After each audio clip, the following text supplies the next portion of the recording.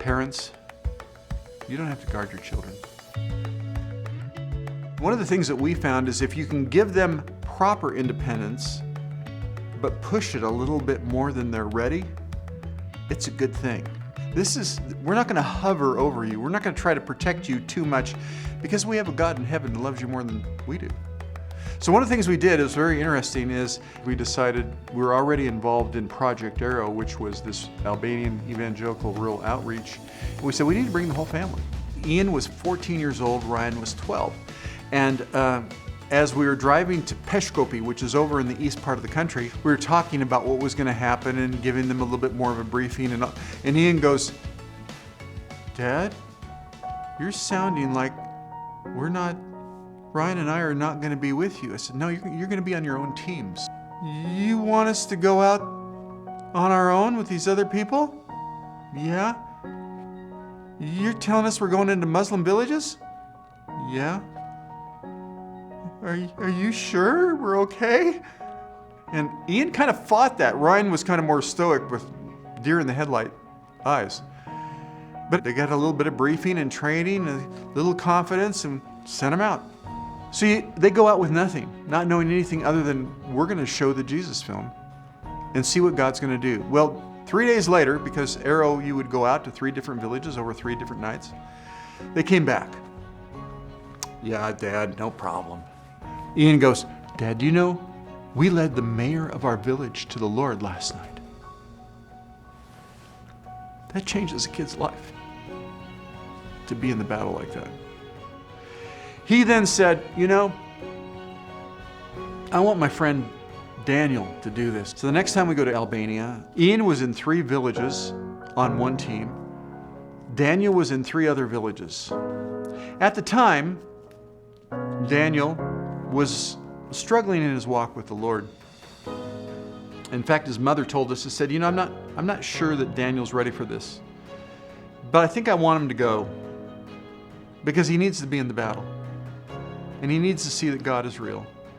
Well, Daniel was in 3 tough villages. My son Ian was in 3 incredible villages. They had huge percentages of the village in Ian's 3 who received Christ. It was incredible. Daniel, it was not very friendly.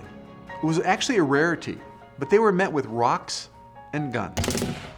They literally had people come in at the end of the film with AK-47s shooting in the air saying, if anybody comes to the lights, which is what you do at the end, you invite people to come to the light to receive Christ.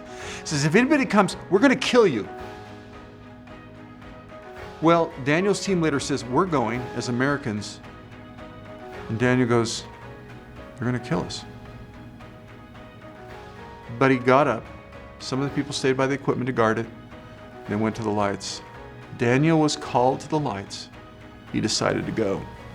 The next morning, as they finished their 3-village cycle, they were going to come back to the base camp. The Land Rover came to pick him up. And as they're waiting for it, one of the guys in the village comes by with a slide .45 automatic and shoots off the whole clip right behind him, as if to say, and don't come back.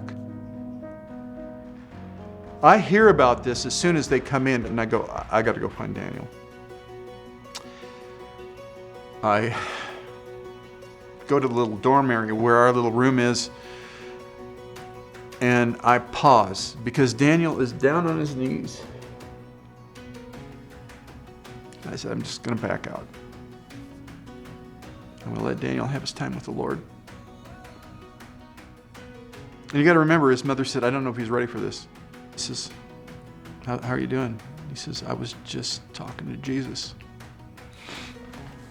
I said, you want to tell me about it? He says, yeah. He said, I had to decide that night, last night, if I was willing to die for Christ.